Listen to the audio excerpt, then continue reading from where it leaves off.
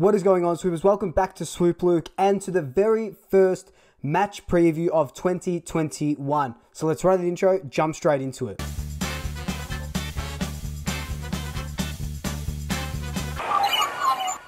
So just before we do jump straight into it, of course, follow me on all my social media accounts. They'll be popping up down below.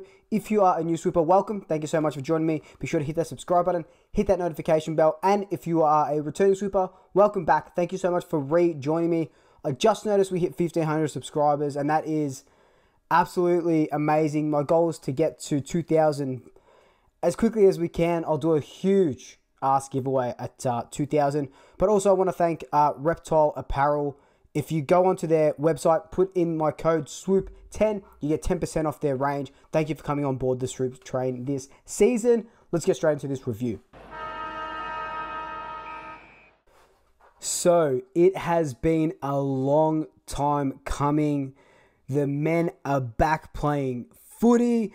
It is the real deal now. No preseason bullshit. No, practice game that we can't attend. We will be playing at the MC goddamn G.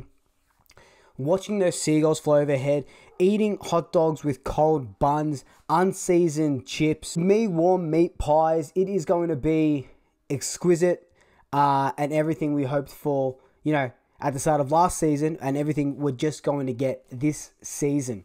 It has been a long preseason. It feels like the longest one we've had in a while, which doesn't really make sense because it isn't. I think it's just because we haven't been able to go to games last season. That whole season just felt like a kind of preseason, so it was pretty crazy. But we are back, like I keep saying. It is going to be one hell of a, no pun intended, dogfight tomorrow night when we go up against the Western Bulldogs.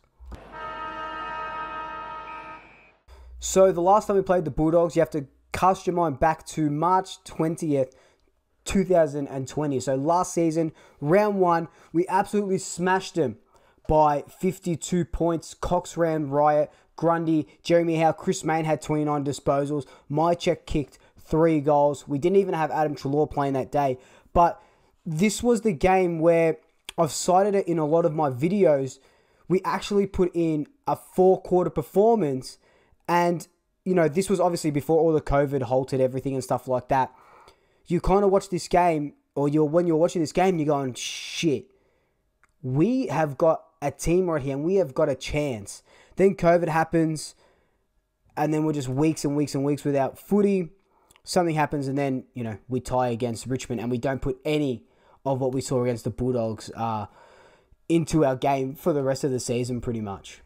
In that game, we kicked 8 of the first 9 goals, so we were just we just had them by the leash, had them by the collar for that game. They kicked 1 goal in the whole second half, so in the third and fourth quarter, they only kicked 1 goal. And we were just, like I said, we were just a dominant force. Grundy whenever Grundy plays the Bulldogs, he just eats them up.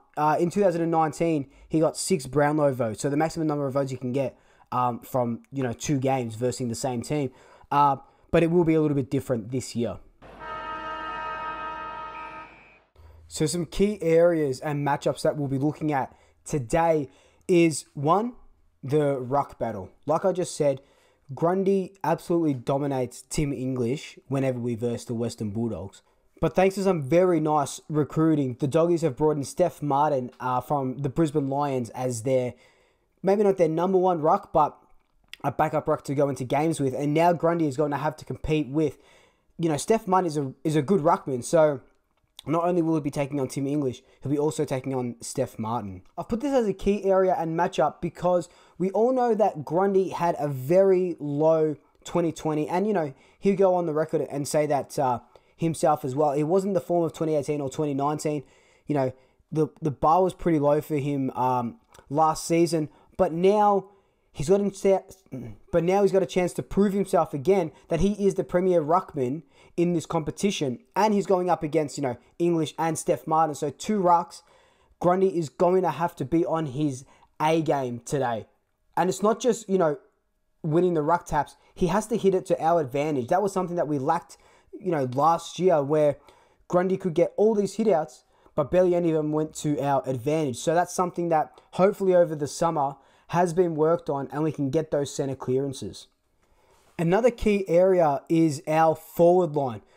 We know you obviously have to generate scores to win games, and there's that lack of midfield to forward connection that apparently they have been working on during the preseason, during summer.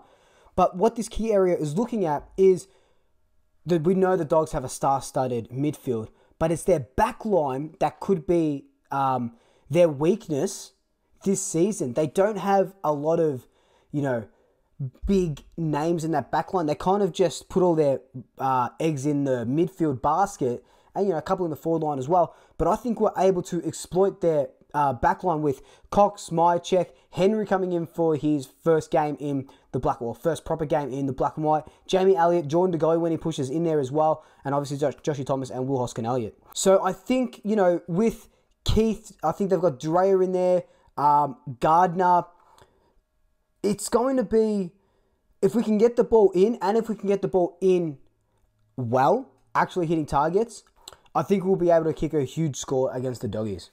I just had touched on it, but it would be remiss of me not to mention, as a key area and a key matchup, this Adam Treloar scenario. Look, we know what the narrative is. We're the bad guys. Treloar's the good guy. Yes, we get it. We fucked up. I'm not going to get into salary cap and did he have to go and stuff like that. It's happened now. It is what it is. But it is going to be insane to see, one, Treloar not in the black and white and obviously in opposition jersey. But two, who goes straight onto him? Do they just rough him up with Taylor Adams? Do the boys rough him up? Who's going to lay the first tackle when he gets the ball? We know that they're not going to take it easy on him, just like you wouldn't take it easy on anyone. He is an opposition player now, no matter how much love you have for him. But look, Treloar is going to go just as hard as we are to him. So he's not going to put this in his back pocket. He's just going to hit us hard.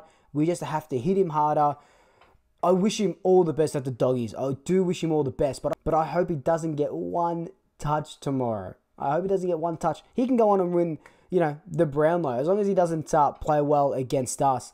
And yeah, cool. I do want to see Adams smash him into the ground, but I do love Treloar. So, it's one of those things. But all preseason, it's been this Collingwood versus Treloar narrative, Buckley versus Treloar narrative, leading up to round one. The AFL is pretty smart putting this game on a big Friday night, round one. It's not a Sunday 3:10 game.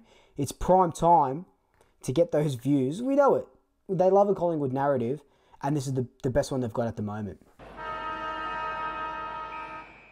So, big calls and predictions. I think Mason Cox is going to kick 4 goals. Jordan De Goey is going to play predominantly in the midfield, 25 disposals and 2 goals. And I think Treloar will have about 15 disposals and not be very effective at all.